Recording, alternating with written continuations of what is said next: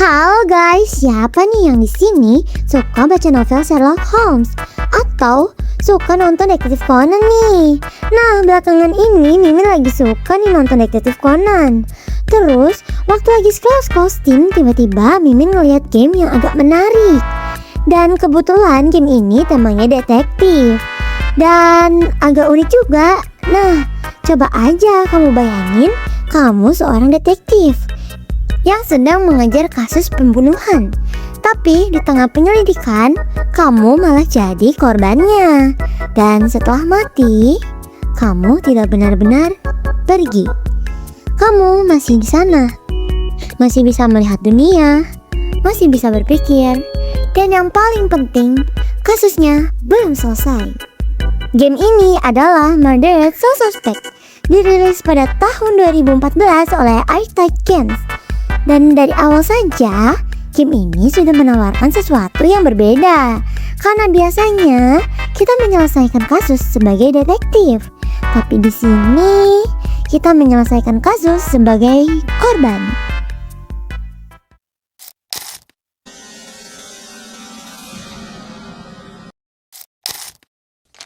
Di dalam game ini, kamu akan bermain sebagai Ronan O'Connor, seorang detektif dari kota Salem, sebuah kota yang dari dulu sudah dikenal dengan cerita-cerita misteriusnya. Ronan bukan pahlawan yang sempurna. Dia punya masa lalu yang kelam, cara kerjanya yang kasar, dan hidupnya yang tidak selalu benar. Tapi ada satu hal yang tidak berubah. Dia selalu menyelesaikan kasusnya. Sampai akhirnya, dia bertemu dengan seseorang yang berbeda. Seorang pembunuh berantai yang dikenal sebagai The Killer. Dan pertemuan itu mengubah segalanya. Karena kali ini, Ronan tidak berhasil.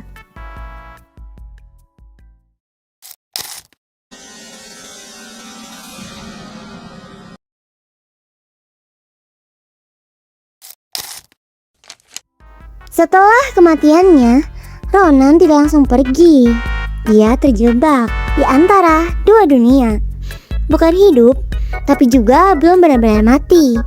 Dan disinilah game ini mulai terasa unik. Ronan di sini akan menjadi roh, dan sebagai roh, kamu masih bisa melihat dunia. Orang-orang masih berjalan seperti biasa. Kasus masih berlangsung. Hidup tetap berjalan tanpa kamu. Dan itu sedikit terasa sepi.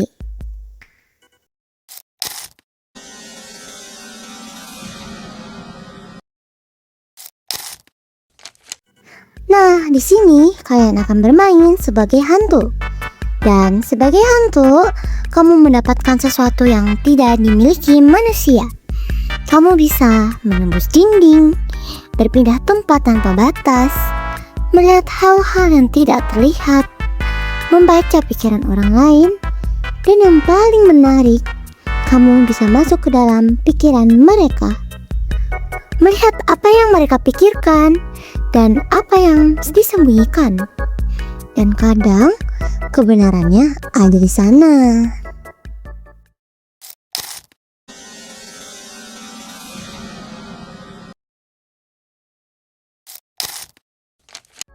Gameplay di sini tidak terburu-buru, tidak ada tekanan waktu, tidak ada kejar-kejaran seperti game action. Yang ada hanya satu hal, investigasi. Kamu akan berada di lokasi kejadian, mengamati setiap detail kecil, setiap benda, setiap percakapan, setiap petunjuk, dan dari semua itu, kamu mulai menyusun gambaran besar. Kadang jawabannya jelas, dan kadang tidak. Dan disitulah kamu benar-benar merasa seperti detektif.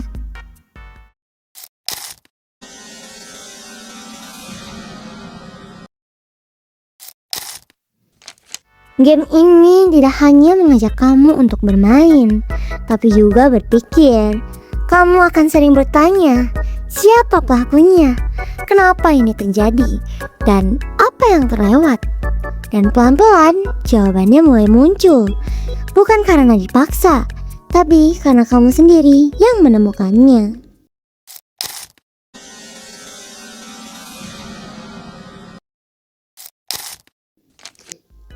Yang membuat semua ini terasa hidup adalah suasananya. Kota Salem dibuat dengan nuansa yang khas, kabut tipis, jalanan sunyi, dan bangunan tua. Tidak terlalu menakutkan, tapi cukup membuat kamu merasa ada sesuatu yang salah nih di sini.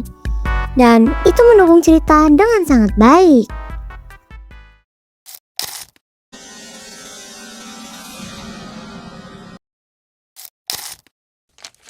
Seiring kamu bermain, cerita tidak langsung terbuka. Semuanya berjalan pelan.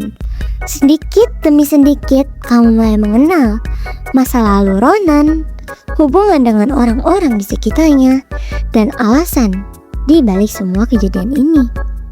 Dan semakin dalam kamu masuk, semakin terasa bahwa ini bukan sekedar kasus biasa.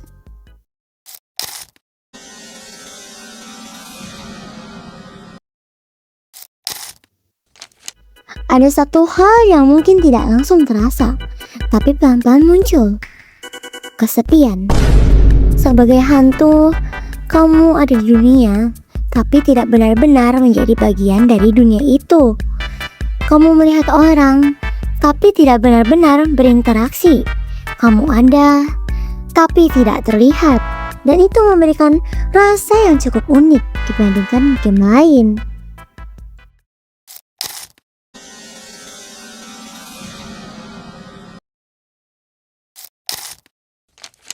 Tapi, di balik semua konsep yang keren itu, game ini punya satu masalah utama. Potensinya besar, tapi tidak dimaksimalkan. Sebagian game detektif supernatural harusnya kita bisa benar-benar merasa bebas, berpikir lebih dalam, eksplor lebih luas, dan memanfaatkan kekuatan sebagai hantu secara maksimal. Tapi yang terjadi justru sebaliknya. Investigasinya terasa terlalu sederhana. Pilihan yang kita ambil tidak banyak berpengaruh. Dan mekanik hantunya sering terasa hanya dipakai secukupnya. Bahkan di beberapa momen, game ini seperti ragu mau jadi apa. Mau fokus ke cerita, atau mau jadi game dengan gameplay yang menantang. Dan akhirnya dua-duanya tidak benar-benar maksimal.